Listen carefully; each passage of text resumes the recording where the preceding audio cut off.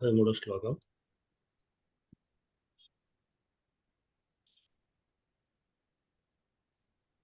అవంధ్యకోపస్య విహంతురాపదాం భవంతి వశ్యాః స్వయమేవ దేహినః అమర్షశూన్యేన జనస్య జంతునా న జాతహార్దేన చ విద్విషాదరః. అవంధ్యకోపస్య విహంతురాపదాం భవంతి వశ్యాః స్వయమేవ దేహినః అమర్షశూన్యేన జనస్య జంతునా న జాతహార్దేన న విద్విషాదరః. అజయ్ గారు చదవండి.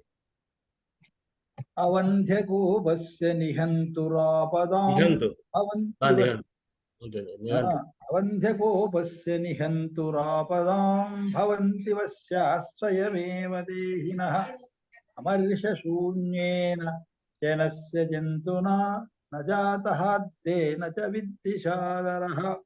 అవంధ్యకోపస్య నిహంతురాపదాం భవంతి వశ్యాః స్వయమేవ దేహినః అమర్షశూన్యేన జనస్య జంతునా న జాతహార్దేన చ విద్విషాదరః.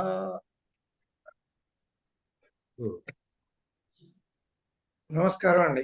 కొంచెం నెట్ ప్రాబ్లం వచ్చింది, బాగానే నడుస్తుంది అనుకుంటా.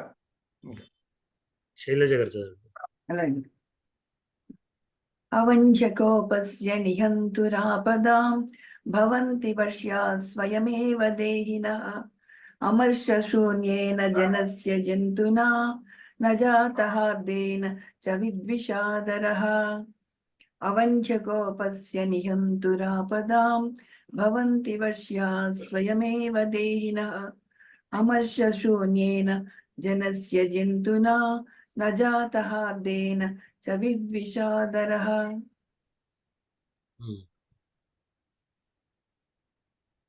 చదవండి. శ్రీ గురుభ్యో నమః. అవంధ్యకోపస్య నిహంతురాపదాం భవంతి పశ్యాః స్వయమేవ దేహినః అమర్షశూన్యేన జనస్య జంతునా న జాతహార్దేన చ విద్విషాదరః. సాయం పెట్టానండి, ఇప్పుడు సరిగా చదువుతా. అవంధ్యకోపస్య నిహంతురాపదాం భవంతి వశ్యాః స్వయమేవ దేహినః అమర్షశూన్యేన జనస్య జంతునా న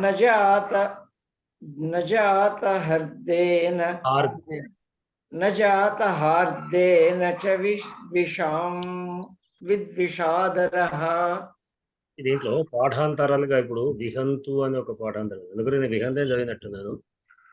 మరి నేను తప్పగాను సార్, అది ఉంది విహంతు అనే కూడా ఉంది, కానీ నజాతహార్దేన నవిద్విషాదర అని కూడా ఉంది.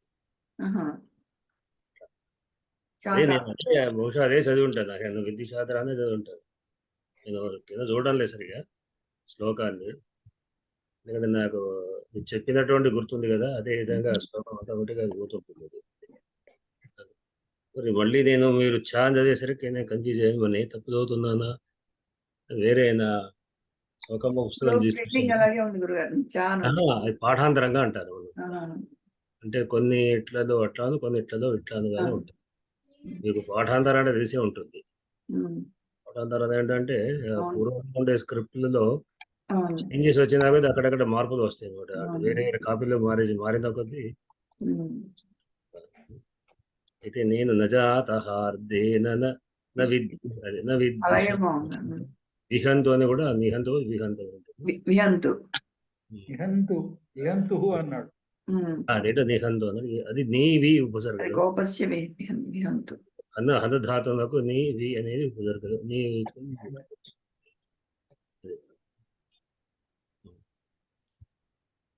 చదువు 2 సార్లు చదివారు కదా? చదవాలండి, ఇంకోసారి చదవనా? నాకు తృప్తిగా లేదు. చదవండి. అవంధ్యకోపస్య నిహంతురాపదాం భవంతి వశ్యా స్వయమేవ దేహినః అమర్షశూన్యేన జనస్య జంతునా న జాతహార్దేన న విద్విషాదరః. మీ సకారాలు షకారాలుగా వినబడుతున్నాయి. ఒకటి ఉంది సార్, ఏమిటంటే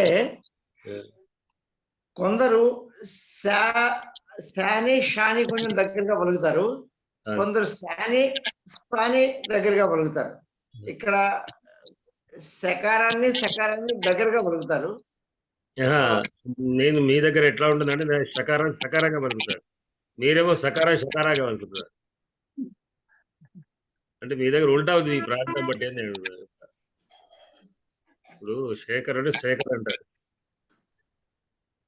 మీరు షాదు అంటున్నారు, షాదు షా అంటారు. అది అంటే నార్త్ విధానంలో షాను షా గాను సకార షకారాగా వస్తుంది. అది సరే, అది కూర్చొని కాదు ఊరికే ఎట్లా. అది గురుగారు నా పేరులో షై పలకడమే రైట్ అంటారు. అది నాది శైలజ. శైలజనే రైటా? శంకరుని షా ఉచ్చరించాలి. సకారం లేకపోవడం కాదు, ఉచ్చారం ఎట్లా అనేది కన్ఫ్యూజ్. శైలజ గారు శైలజ అదే నార్త్ శైలజ అంటారు.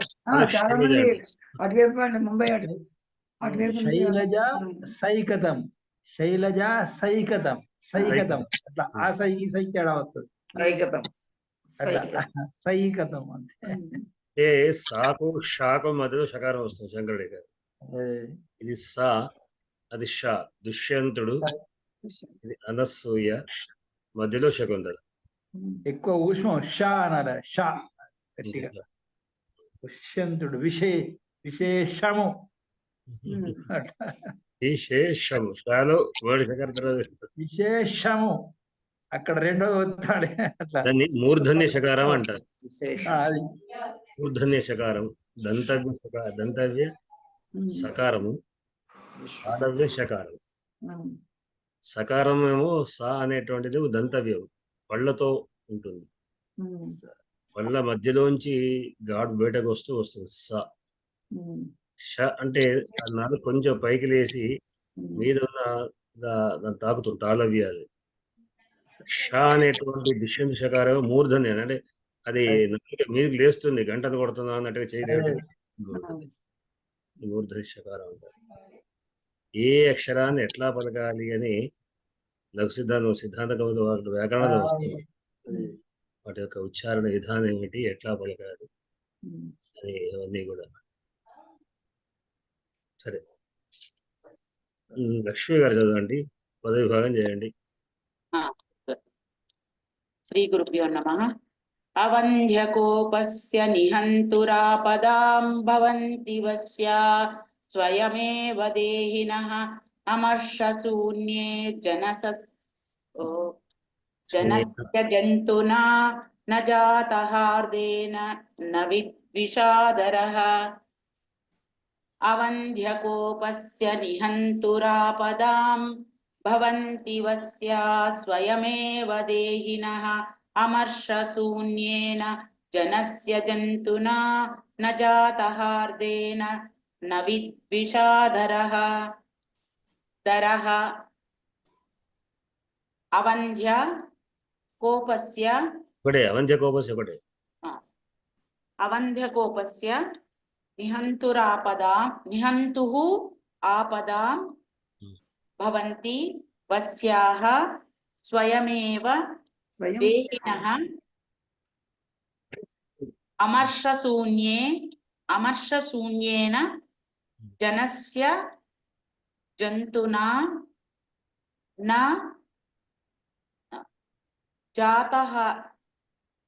జాతహార్దేన న విద్విషాదరః.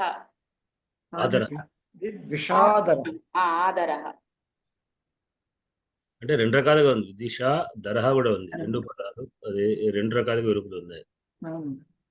దిశ ఆదరహ, విదిశ దరహ.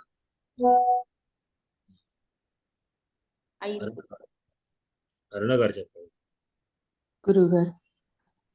అవంధ్యకోపస్య నిహంతురాపదాం భవంతి వశ్యా స్వయమేవ దేహినః అమర్షశూన్యేన జనస్య జంతునా న జాతహార్దేన న విద్విషాదరః అవంధ్యకోపస్య నిహంతురాపదాం భవంతి వశ్యా స్వయమేవ దేహినః అమర్షశూన్యేన జనస్య జంతునా న జాతహార్దేన న విద్విషాదరః.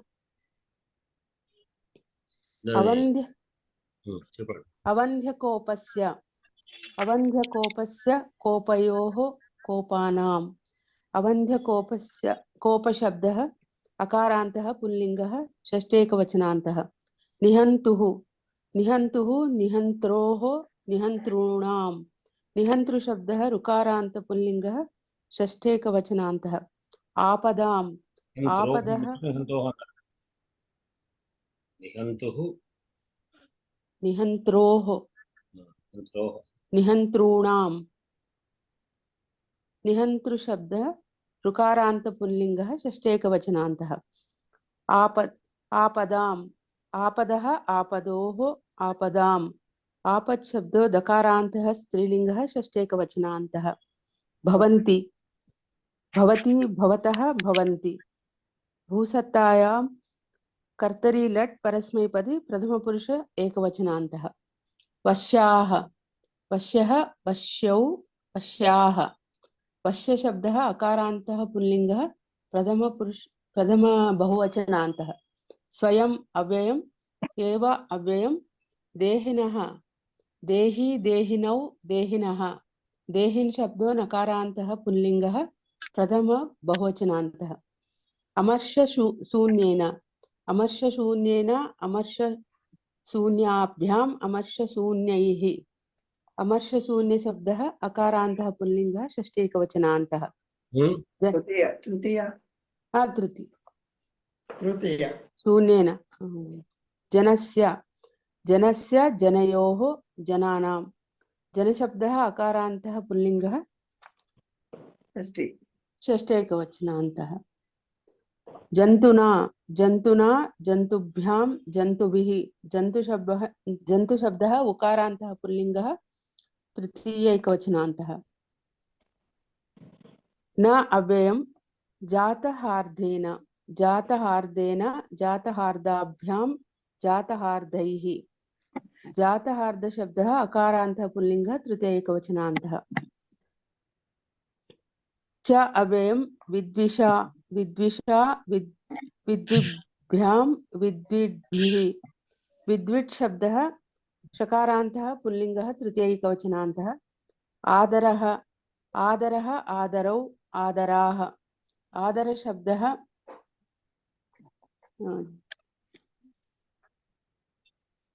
अकारान्त पुल्लिङ्गः प्रथमैकवचनान्तः. ఆదరహ అని వాడచ్చు, దరహ కూడా ఉంది. రెండు రకాలుగా వెరుపులో రెండు రకాలుగా ఉంది. ఈ నా అనేటువంటి దానికి అంటే నా అని రెండు నకారాలు తీసుకోవాలి. తీసుకోకుండా ఒక చాతో కూడా కూడా అనే అర్థంలో కూడా వ్యతిరేకార్థంగా మంచి చకారం తీసుకోవచ్చు అన్నట్టు ఈ పాఠాంతరంలో ఎట్లా ఉంది కనుక ఏదైనా అంగీకారం ఇంట్లో మన క్రియాపదం ఉందా? భవతి భవతి వస్య వస్య భవతేన్ ఇది భవంతి రెండు పాదాల్లో రెండు వాక్యాలుగా తీసుకున్నప్పుడు రెండో వాక్యం క్రియాపదం లేకుండానే సమాప్తం ఉన్నటువంటి వాక్యం. నకారంతో కాకుండా అది దీంతో ఆదర లేదు నా ఆదర అంటే ఆదర నాస్తి అన్నట్టు దీంట్లో. సరే, ఒకటి ఎట్లా మొదలు పెడదాం? కింద నుంచే తీసుకుంటాం. దరహ ఆదరహ. దరహ అంటే భయం. విద్విష శత్రువు చేత దరహ భయము నా లేదు.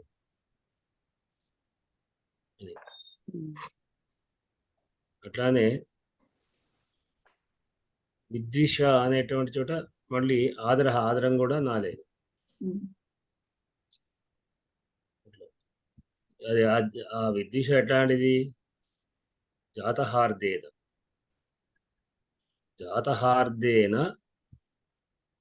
జాతహార్దం అంటే ఏమిటి? జాత పుట్టినటువంటి హ్రార్థం, స్నేహం, సంబంధం హార్దం. స్నేహం చేత ఆదరహన, స్నేహంతోని ఆదరము లేదు. విద్విష దరహన, చ అన్నవాడు. చ అంటే దరహ అంటే చ అని అర్థం తీసుకోవచ్చు, దేహాన్ని తీసుకోవచ్చు. అంటే వ్యక్తికి అతనికి స్నేహం ఉన్నంత మాత్రం మనకు ఆదరమే లేదు, పెద్దగా ఒరిగిందేమీ లేదు. అంటే పెద్ద బాగా స్నేహం ప్రేమ ఉన్నది అంటే ఏం చేసుకుంటే ఏం లాభం లేదు. అంటే అది పోని ద్వేషం ఉంది అతనికి. ద్వేష అంటే శత్రుత్వం చేత దరహన, భయం లేదు, కోపం వస్తారా అన్న పెద్ద మనం ఏం చేస్తాడు అన్నట్టుగా 2 రకాలు అనమాట. దరహ ఆదరహ. జాతహార్దేన ఆదరహన, దిశ దరహన అని. విద్విషాదరహ చ అంటే విద్వేషాధరించేది కూడా నా లేదా నా అర్థంలో చ అని కూడా నా లేదు అని అర్థం. అయితే ఎవరుగు ఈ జాతహార్దుడు దిశ ఎవరు అంటే అమర్షశూన్యేన జంతున. జంతువు అంటే మనిషి అనమాట. పశువు చేత అంటే జంతువు చేత అంటే జంతువు అంటే మనిషి చేత. అమర్షశూన్యేన జంతున, కోపం లేనటువంటి జంతు. మనకి ఏ కోపం లేదు. మహారాజు చాలా ప్రశాంతమైన వ్యక్తి. అంటే రాజులో కోపం ఉండాలి, ఉంటేనే భయపడి లోకమంతా నడుస్తారు. పైన ఉన్న ఆఫీసర్ కోపం ఉంటేనే కింద ఉన్నటువంటి వాళ్ళు చక్కగా పనిచేస్తారు. గజగజ వణికించాలి వాళ్ళు. అతను చండశాసన అని చెప్పి ఇంకెన్ని తిట్టింది ఇదా పర్వాలేదు, కానీ కోపం లేకపోతే చాలా ప్రశాంతం. ఏమన్నా లేటుగా అయినా పర్వాలేదు, ఆయన ఒకటి ఏదో అని చెప్పి నిర్లక్ష్యం ఉంటుంది. ఆయన మహా ప్రేమ గలవాడు కనుక ఏం లాభం. ఆయన కోపం ఏం చేయడు, చాలా శోకుడు అన్నప్పుడు కోపం వచ్చినా వ్యక్తి వల్ల ఏం లాభం లేదు, ప్రేమ వచ్చినా లాభం లేదు. ప్రేమ వస్తే ఇంక్రిమెంట్ ఇస్తాడు, వాడు ఏం చేయడు. అది అట్లా కనుక జనుడికి అంటే మామూలు జనుడికి అమర్షశూన్యైన జంతున, హర్ష అంటే లేనటువంటి కోపం, శూన్యైన అమర్ష అంటే క్రోధం లేనటువంటి, అమర్ష అంటే కోపంతో శూన్యం లేనటువంటి వాడు, కోపం లేనటువంటి జంతువు. అతను కోపం రాదు, చిన్న పెద్దగా ఏం లాభం లేదు అన్నమాట. అటువంటి వాడికి మనిషికి అటువంటి వ్యక్తి చేత ఆ మనిషికి ఏ విధమైనటువంటి అది లేదు అని ఒక అర్థాంతరం చేస్తారు. ఏమవుతారు అంటే భవంతి అవుతారు. ఎప్పుడు వశ్యాహ భవంతి, వశులు అవుతారు. ఎవరు? దేహిన, దేహినో దేహిన, దేహం అస్య స్థితి దేహి, దేహం గలవారు అంటే ప్రాణులు. ప్రాణులు వశ్యాహ వశులుగా భవంతి అవుతారు, స్వయంగానే అవుతారు. అవంధ్యకోపస్య అంటే ఎప్పుడు ఉంటారు వశులు అంటే కిందలాగా అమర్షులు అయితే ఉండరు, వశులుగా ఉండరు, అని చెప్పిన మాట వినరు. కానీ వశులుగా ఎప్పుడవుతారు అంటే అవంధ్యకోపునికి దేహులు వశులు అవుతారు. అవంధ్యకోపుడు అంటే ఏమిటి? ఆ కోపం వచ్చిందంటే అది ప్రయోజనం ఉంటుంది అంటే అది దెబ్బతీస్తాడు. క్రోధం వచ్చిందంటే ఊరికే పోదు, నిర్లక్ష్యంగా పోనటువంటి కోపం గలవైనటువంటి నిహంతు అంటే శిక్షించే వ్యక్తికి,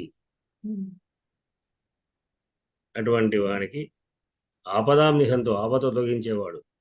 అంటే వాడి కోపం వస్తే మాత్రం లేడు, కానీ వాడు ఎట్లాంటి వాడు? ఆపదా నిహంతు, మన ఆపదను కాపాడేవాడు. రాజు అంటే మనను రక్షిస్తాడు అనమాట. నిహంతు ఆపదాం నిహంతు, ఆపత్తులను నివారించేవాడు. ఆపత్తు నివారించేటువంటి వ్యక్తి ఆయనే. ఒకవేళ కోపం వస్తే మాత్రం ఉరికే ఉండడు. అటువంటి వ్యక్తి విషయంలో ఎందుకంటే మనం ఎప్పుడైనా కాపాడుకోవడం అనేటువంటి భావం చేత దేహులు అంటే ప్రాణులు రక్షకులు అయిన వ్యక్తులు వాళ్ళు స్వయంగానే ఆ వ్యక్తికి వశులవుతారు. కానీ అమర్షశూన్యుడైనటువంటి కోపం లేనటువంటి వ్యక్తికి, చాలా ప్రశాంత వ్యక్తి ఎవ్వరు కూడా వశులుగా ఉండరు. జనస్య అటువంటి వ్యక్తికి అంటే అర్థమేంటి టోటలు? రాజైన వ్యక్తి ఎట్లా ఉండాలి అంటే 2 లక్షణాలు ఉండాలి. క్రోధంగా ఉండి శిక్షించాలి, అట్లానే రక్షించాలి. దుష్ట శిక్షణ, శిష్ట రక్షణ 2 కూడా ప్రధానమైనటువంటివి. కనుక ఆయన కోపం వచ్చిందంటే శిక్షిస్తాడు. నువ్వు తప్పు కోపం ఎందుకు వస్తుంది? తప్పు చేస్తావు. తప్పు చేస్తే అమర్షశూర్యునికి వ్యతిరేక పదం గురుగారు. అమర్షశూన్యన అంటే కోపం లేనట్టు ఆ దిశేస్తే అది అమర్షశూన్యుడు.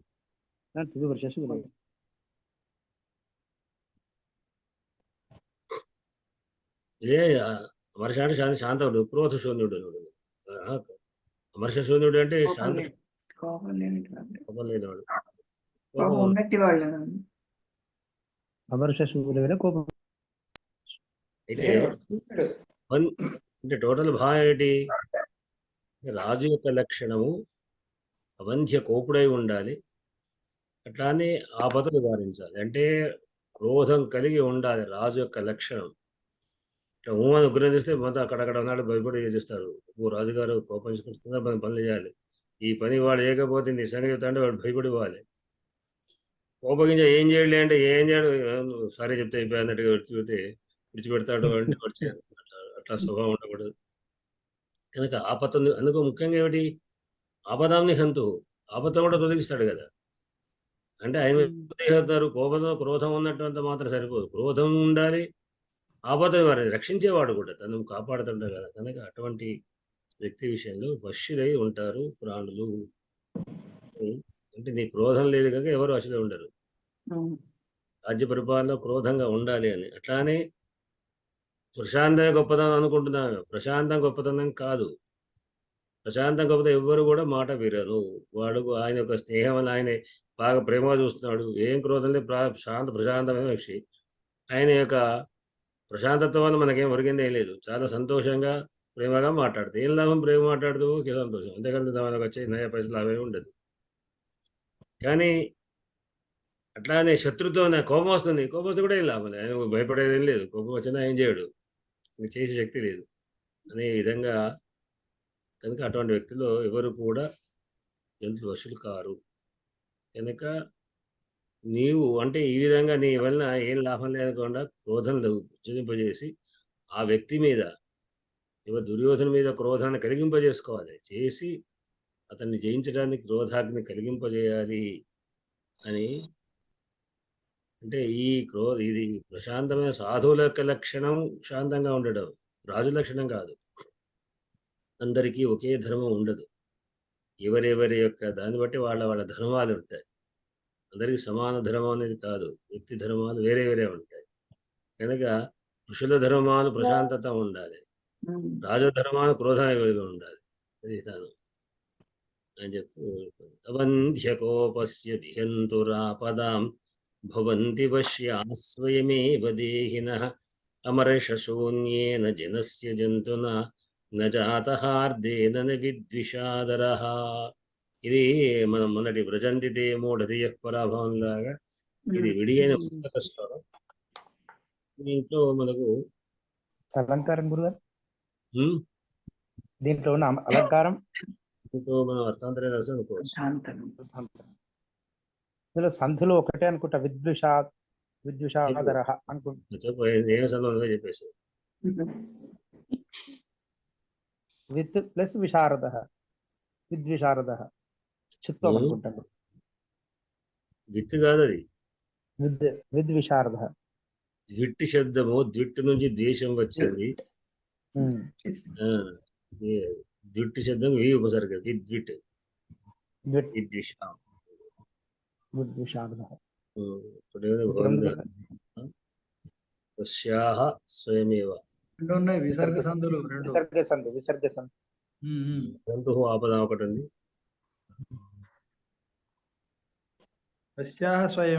నిహంతు ప్లస్ సవర్ణ దీర్ఘం, నిహంతరాపద. ఆదరహ కూడా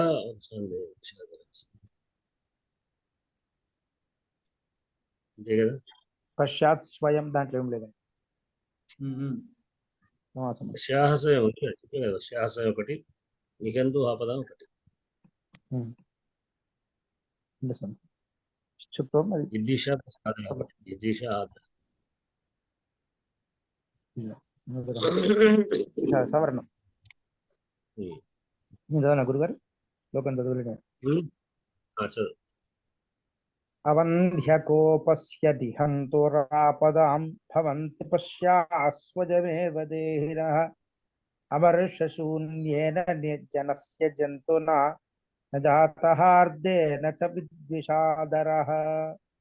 అవంధ్యకోపస్య నిహంతురాపదాం భవంతి పశ్యాత్ స్వయమేవ దేహినః అమర్షశూన్యేన జనస్య జంతునా జంతునా అనుకోవచ్చు గురుగారు చివరికి, జంతునా జాత అంటాడు. న జాతహార్దేన చ విద్విషాదరః.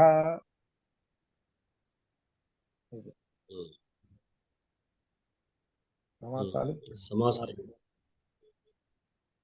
చదువు చెప్తారా? ప్రయత్నిస్తానండి. అవంధ్య కోప, నా వంధ్య అవంధ్య, నా వంధ్య అవంధ్య, అవంధ్య కోప యస్య సహ అవంధ్య కోప. బహువ్రీహి సమాసం.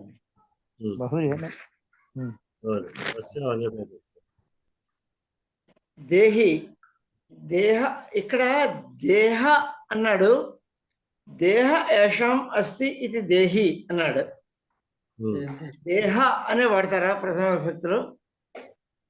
దేహ అనే పుణ్యతలు అని వాడాలి కదా, అదే నాకు డౌట్ వచ్చింది.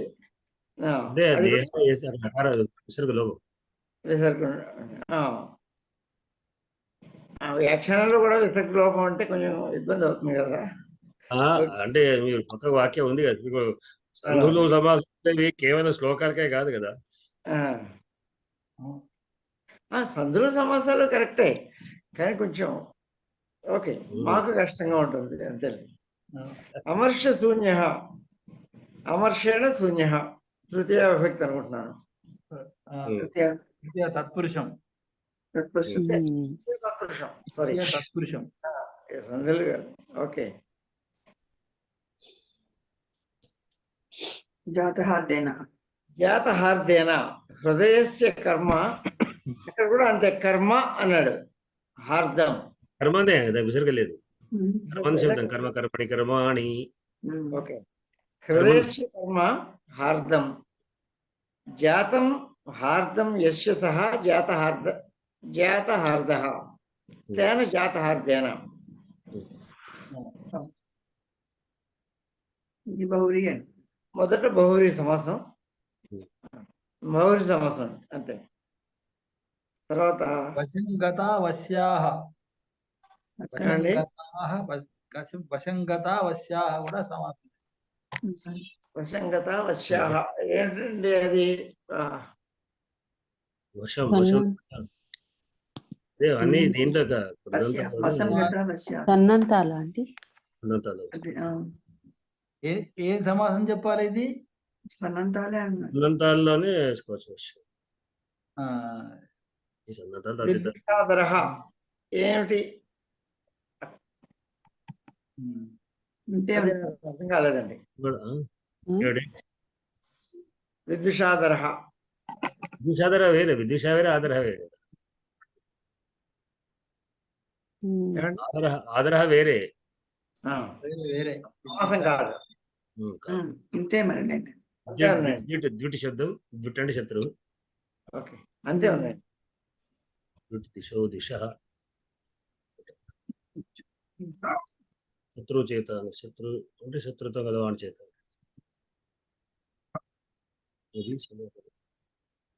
చదవండి 2 సార్లు మళ్ళీ.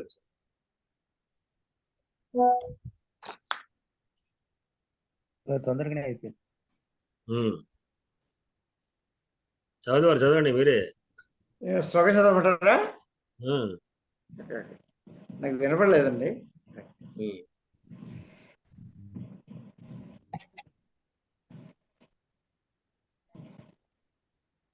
అవంధ్యకోపస్య నిహంతురాపదాం భవంతి వశ్యా స్వయమేవ దేహినః అమర్షశూన్యేన జనస్య జంతునా న జాతహార్దేన చ విద్విషాదరః. నాకెందుకో ఇది ఈ పాఠాంతరాలు నాకు ఇప్పుడు నజాతహార్దేన న విద్విషాదర అంటేనేమో అది ఒక ఈ చావ చేసరికి ఏమవుతాయండి నజాతహార్దేన చ విద్వ అనేప్పుడు కూడా ఆడేటువంటిది కొంచెం నా ఉంటే బాగుంటుంది అనిపిస్తుంది. నా ఉంటేనే బాగుంది. ప్రకారం ఉంటేనేమో దీంతో ఇది లేదు దాంతో అది లేదు అన్నప్పుడు నా రెండు రకాలు దేనికి నకారాలు ఉంది. చా అంటే సరే అది కూడా అంటే దానికి కూడా లేదు అని అర్థంగా అక్కడ అవునండి, అవునవును, అవునండి. రచయిత ఎంత ఆలోచించాడు. మళ్ళీ చదవండి. అక్కడ పాఠాంతరం ఉంది, అట్లా ఉంది, అట్లానే పాఠం చెప్పాను. అందువరకు అది నిహంతు ఒకటి నా ఒకటి నేను పాఠాంతరం అట్లా అని చెప్పాను. నా దగ్గర పుస్తకం కూడా చూశాను, వేరే అక్కడ ఉంది దగ్గర. మళ్ళీ చదవండి. చూసేసరికి కరెక్ట్ నకారే ఉంది. మరి నేను తప్పు వాడనా అట్లా ఉందా, ఎందుకు నాకు నాకు అట్లా ఎందుకు వస్తుంది అని శ్లోకం ఎట్లా వస్తుంది అని చూస్తే దీంట్లో నా ఉంది. మోర్ ఎఫెక్టివ్ గా ఉంటుందండి నా ఉంటే. మీకు నకారం ఉంది ఇక్కడ. అవును. ప్రతి పదార్థంలో ఇచ్చారండి, నా అని ఇచ్చారు, నాస్తి అని. అంతే బుధవారం కదా. 2 సార్లు నాస్తి ఇచ్చారు. రెండుసార్లు అక్కడ చా లేదు దీంట్లో, నకారం లేదు. చా అంటే కూడా లేదు అనేది నకారమే ఉంది. నా అంటే నా అంటే నాస్తే నాకు. మరి ఎట్లా వచ్చిందో సరే, అంటే ఉంటే తప్పే లేదంటే. కాకపోతే ఏంటంటే ఇది లేదు దాని కూడా అంటే దాని కూడా లేదు అని అర్థంలో 2 అని I2 ఇటు అంటే విరుపులో మనకు నకారం అంటే కొంచెం సొంపుగా ఉంది. నజాతహార్దేన విద్విషాదర అంటే బాగుంది. లేకపోతే ఆ ముందర నాని ఇక్కడికి పెట్టుకోవాలి అన్వయం. అదే చాతో అదే వస్తుంది కదా. అదే చాతోని విద్విషాచ నా అని అర్థం. విద్విషా చేత నా అనేది మనం చాతోని అధ్యాహారం, నా అని అధ్యాహారంగా వస్తుంది.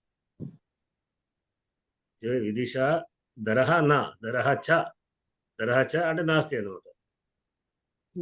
అనగా సరే అది కష్టపడి నకారం ఉంటేనే బాగుంటుంది. మళ్ళీ చదవమంటారా? చదవండి. అవంధ్యకోపస్య నిహంతురాపదాం భవంతి వశ్యా స్వయమేవ దేహినః అమర్షశూన్యేన జనస్య జంతునా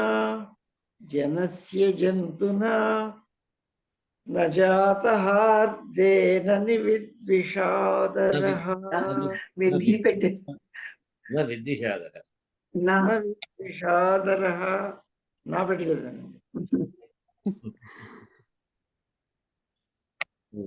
లక్ష్మి గారు చదవండి. గురుగారు. అవంధ్యకోపస్య నిహంతురాపదాం భవంతి వశ్యా స్వయమేవ దేహినః అమర్షశూన్యేన జనస్య జంతునా న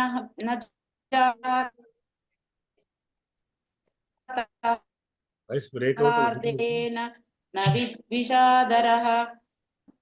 నాకే ఎట్లా సార్ వాయిస్ బ్రేక్? మాకు కూడా వినిపిస్తుంది. నా దగ్గర ఇంటర్నెట్ సరిగా లేదు. మీ దగ్గర లేదా నా దగ్గర లేదా? నేను కన్ఫ్యూజ్ అవుతాను. లేదు, ఇక్కడే బ్రేక్. అవంధ్యకోపస్య నిహంతురాపదాం భవంతి వశ్యా స్వయమేవ దేహినః విరోధల్చుకుంటే అక్కడ విరోధల్చుకుంటే వశ్యాహ స్వయమేవ దేహినః అంటే పోతుంది. స్వయమేవ దేహినః కలిపితే వశ్యాస్వయమేవ. అక్కడ మీరు అనుకోండి వశ్యాహ స్వయమేవ దేహినః అమర్షశూన్యేన జనస్య జంతునా న జాతహార్దేన న విద్విషాదరః. తెలుగులో ఈ దీనికి బహుశా ఇక్కడ యతి ఉంటుంది. వంధ్యకోపస్య తర్వాత అక్కడ అక్షరంలో యతి అంటే తెలుగులో పద్యం రాసి తెలుసుకుంటే బహుశా ఉండే ఉంటుంది అక్కడ నీ నిహంతు చోట యతి స్థానం యతి అది వస్తుంది అంటే ఎందుకు అంటే ఇక్కడ మనకు కట్టింగ్ వస్తుంది మంచిగా అక్కడ పదం విడిపోతుంది అక్కడ అంతే ఆ? అంతే కదా. వంధ్యకోపస్య నిహంతురాపదం అక్కడికి అయిపోయింది దాని భవంతి ఏడో అక్షరం ఏది తెలుగు దాని ప్రకారంగా ఏడో అక్షరం మీద వాడాలి. ఇప్పుడు ఆరో అక్షరం దగ్గర విరిపోయిన వాడ సంస్కృతం ప్రకారం. అదే 6వ మీద 7వ వచ్చిన అదే అంటే ఆరో అక్షరం దగ్గర విరామం ఆరు తర్వాత అంటే తెలుగులోనేమో ఏడో అక్షరం నీ మీద ఎది పడాలి అట్లా. సంస్కృతంలో దీంట్లో ఒక పాదాంత అయితే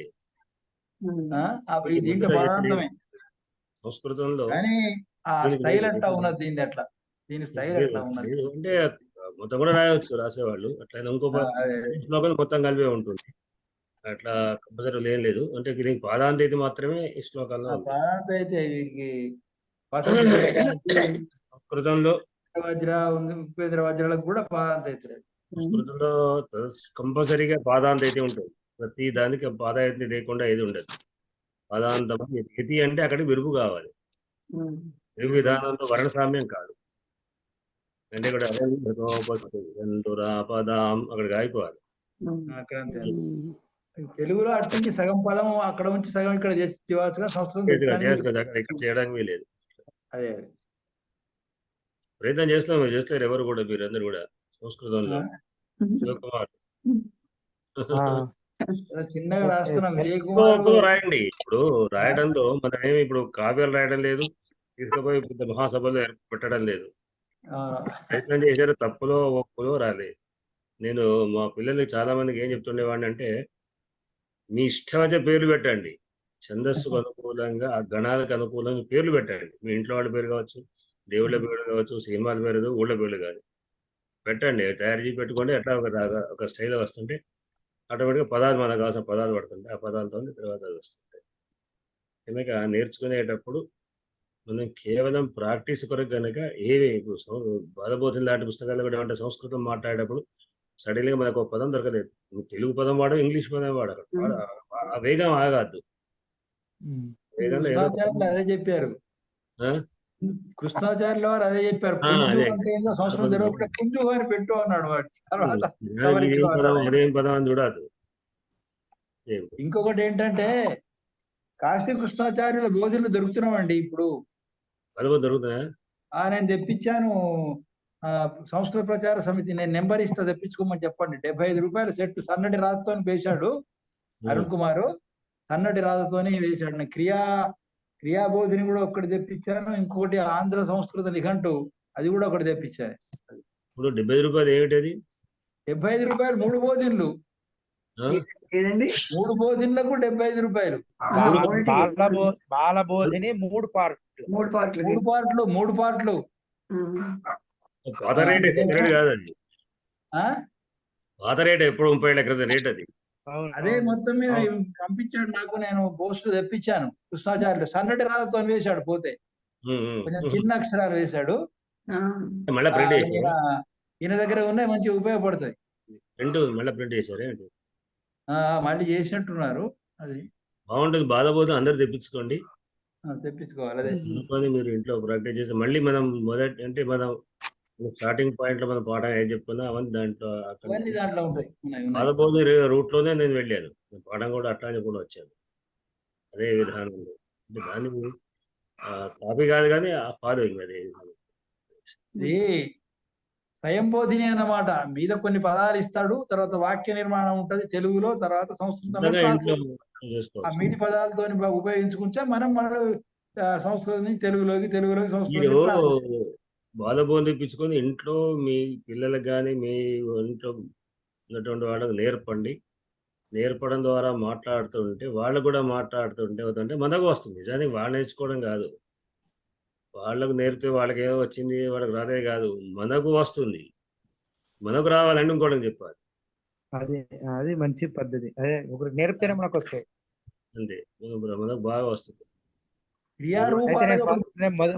మొదట్లో నేను ప్రయత్నించిన గురుగారు ఒక 2-3 శ్లోకాలు రాసిన విజయ్ కుమార్ గారు ఏమన్నా మీరు బాగా చదివిన తర్వాతనే ప్రయత్నం చేయండి అని అటే అట్లా అవ్వదు. చదువుకు అంతా ఉన్నదా? ప్రకటించుకోవడం 10 మందికి చెప్పడం కూడా కాదు. మీలో మీరు కావాల్సిన నేను ఎవరికైనా ఒక 5 శ్లోకాల వరకు రాసి పంపిన.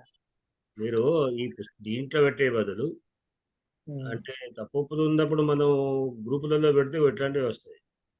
అదే కానీ వ్యక్తిగతంగా ఎవరికైనా పరిశీలనకు పెట్టవచ్చు.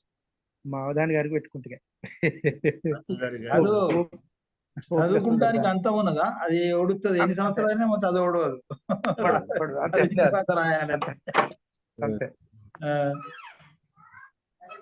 అట్లా అట్లా ప్రాక్టీస్ చేసే శ్లోకాలు చెప్పుకుంటుంది. చిన్న మాట ఎట్లా రాశారు, ఎవరు రాస్తారు గీత ఎవరు రకం పెట్టాங்க కొన్ని సంస్కృత పదాలను ఒక దగ్గర చోటు మనం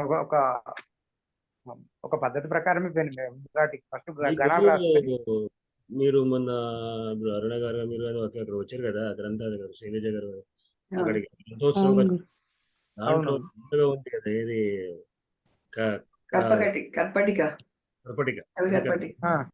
కర్పటిక అనేటువంటి పుస్తకం అజయ్ పడవచ్చు ఉంటుంది. అది అందరికీ వచ్చి అక్కడ అందరికి ఇచ్చారు.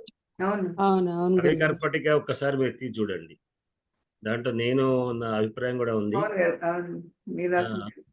రాశాను. కానీ దాన్ని చదువుకుంటూ పోతుండే మనకు శ్లోకాలు రాసే మీరు కాదు, అక్కడ ఉన్న పదాలు తీసుకొచ్చి మనం పూరిస్తే ఆటోమేటిక్గా శ్లోకం అయిపోతుంది. దాంట్లో ఉన్నటువంటి పదాలు తీసుకొచ్చి మనం మన కాసు పదాలు తీసుకొచ్చి పెట్టాను, బ్రహ్మాండ శ్లోకం తప్పు లేకుండా వస్తుంది. అలాగే కొన్ని ట్రై చేసాం కూడా తప్పారంటే తెలియలేదు.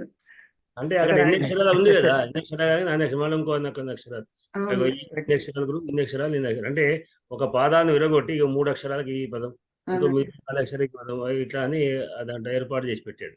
అవి ఆ 3 అక్షరాల పదాలని ఒక దిక్కు, 4 అక్షరాల పదాలు ఒక దిక్కు, అవి తీసి ఒక దిక్కు పెట్టేస్తే అంటే మనం ఎవరిని గురించి అనుకుంటున్నామో వాటికి సంబంధంగా ఉంటాయి. కవి గురించా లేకుంటే శివుని గురించా విష్ణు గురించా ఇంకెవరి గురించా అట్లా చెప్తుంటారు, వీళ్ళ గురించి ఇట్లా అని. అంటే ఆ పదాలు తీసి అక్కడ ఏర్పితే పెట్టేది వస్తుంది.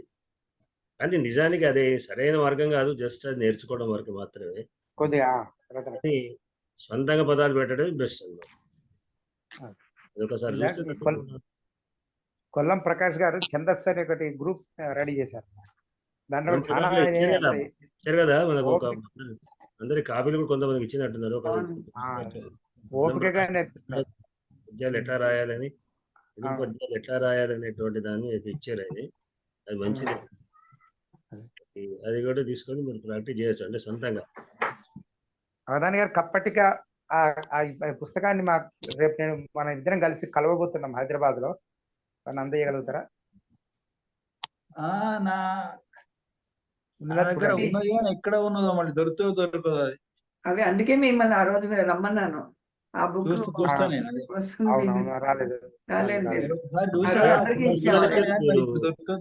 దాంట్లో ఒకటేంటంటే వేరే వేరే వాళ్ళు రాసినటువంటి శతకాలు పద్యాల సంగతి విడిచిపెట్టండి.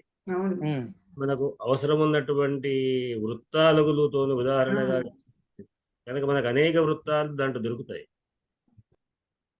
లేదో వినాయక చవితి గణపతి మీద రాశారు, సరే అట్లాంటిది మామూలు అంటే ఏంటి, పుస్తకం ఉంటే లేకుంటే ఏదో చదువుతాము.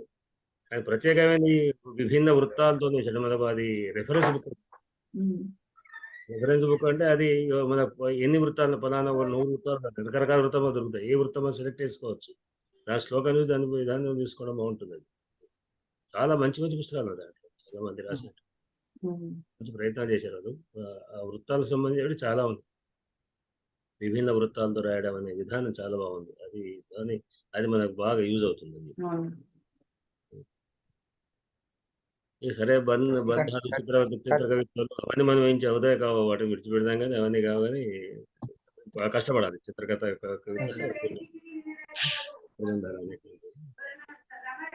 ఇది బాగా ప్రాక్టీస్ అని చిత్రబంధ సంగతి. చిత్రబంధం ఇప్పుడు అవుతున్నారు మాది. చిత్రబంధమే 100 వేయాలని 108 వేయాలని చూస్తున్నారు, వేస్తున్నాం. రాశారా? 60, 70 అయ్యాయండి.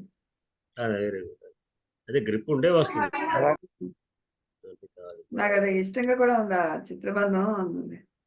అది నేర్పుతారు కదా గురువు గారు, నేర్పారు తొప్పలి గురువు గారు. ఇంకా ఉన్నాయి, పూర్తి చేయలేదు. అది ఫిబ్రవరి పూర్తి చేయమన్నారు.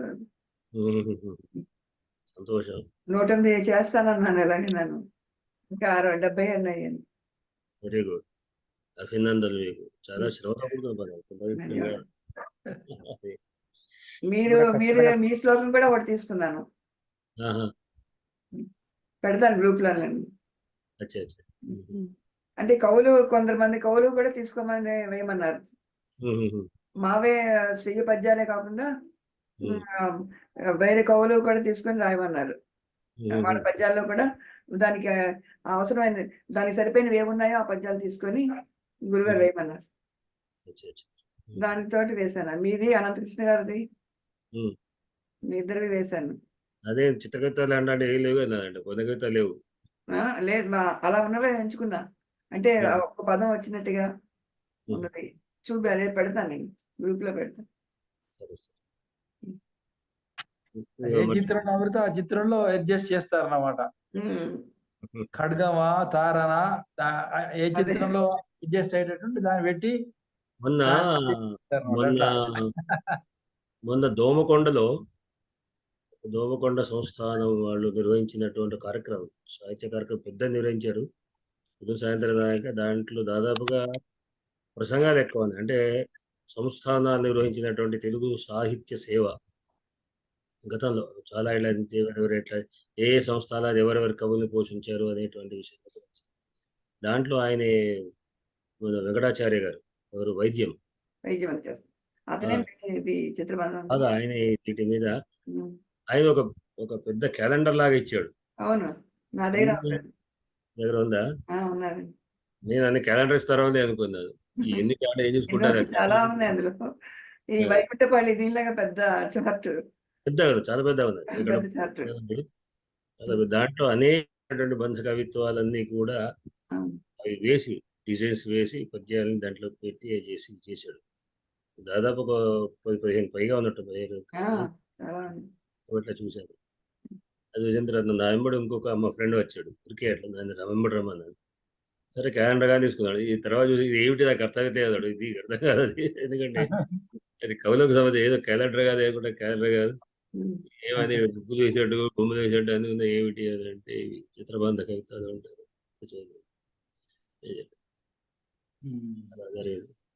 లాస్ట్ కవి సమ్మేళనం నాటకాపుడు కూడా ఉన్నారా? నాటకానికి అప్పటికే మా కార్యక్రమం అయ్యేసరికి మాది సాహిత్యం 5:30 స్టార్ట్ అయ్యి 6:30 బాధకేయడం, మేము బయటకు వచ్చేసరికి 7 అయింది. వాళ్ళ తర్వాత వాళ్ళు కార్యక్రమం వాళ్ళ నాకు 4 గంటల కదా. ఇంతవారు కూడా వచ్చారు కదా కవి సమ్మేళనం వీళ్ళంతా చింతవారు, నేను, ఈయన మన శాస్త్రుల అబ్రహం శర్మ,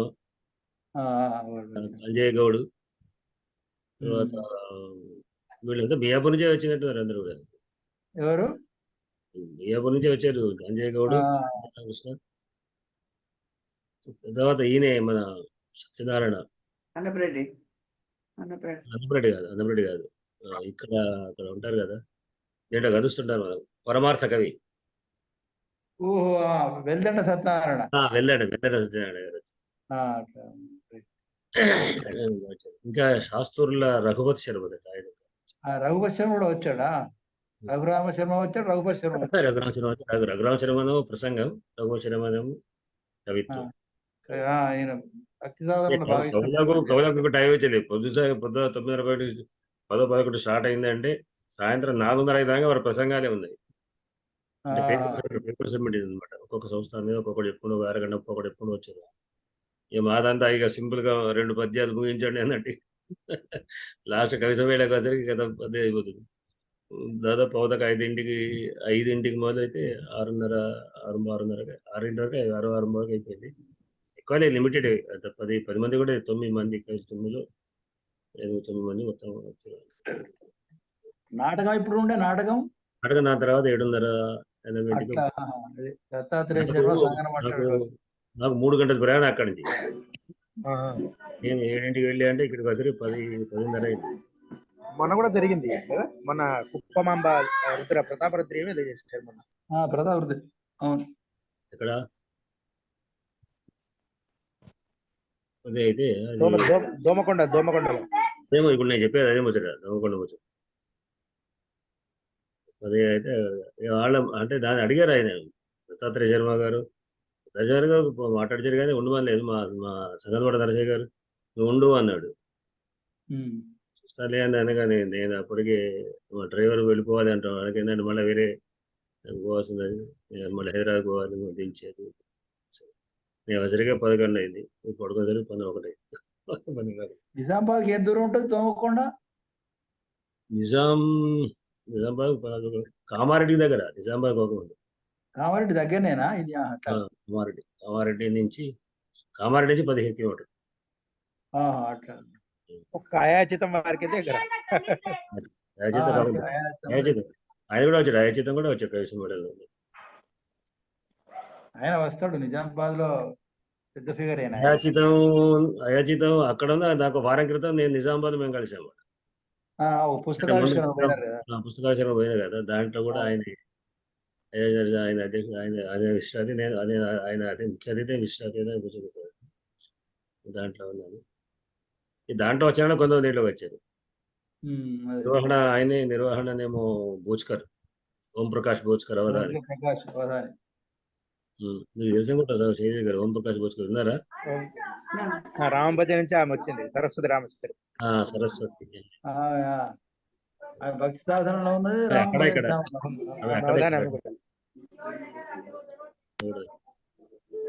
ఈయన కూడా మన ఔషధ బాలప్రకాష్ వచ్చాడు. ఔషధ పురాణం నాటకంలో ఉన్నాడు, కవిగా కాదు. దత్తాత్రేయ గౌరీయంగా అక్కడ కనబడలే కానీ మొత్తం నాటకం ఉన్నాడని చూసాను. సరే ఆపేద్దాం మనం. స్వస్తి ప్రజాభ్యః పరిపాలయంతాం న్యాయేన మార్గేణ మహీం మహేషాః నిత్యం లోకాః సమస్తాః సుఖినో భవంతు.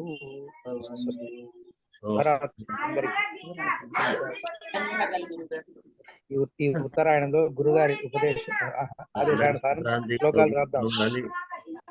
శ్లోకాలు చిన్నగా శ్లోకాలు ప్రయత్నం చేద్దాం. రేపు లింక్ పెట్టినైతే ఎల్లుండి పెడతా.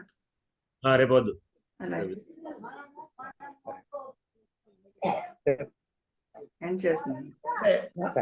దేనికండి? గురుగారు రేపు రావట్లేదు అందుకని. నేను అవధాని గారికి వస్తుంటాం రేపు ఒక స్టేజ్ పైన. భక్తి సాధనం మా ఇద్దరు చిన్న ఉపన్యాసం ఉంది. నాది వైతరిణి ప్రాశస్త్యం, వారిది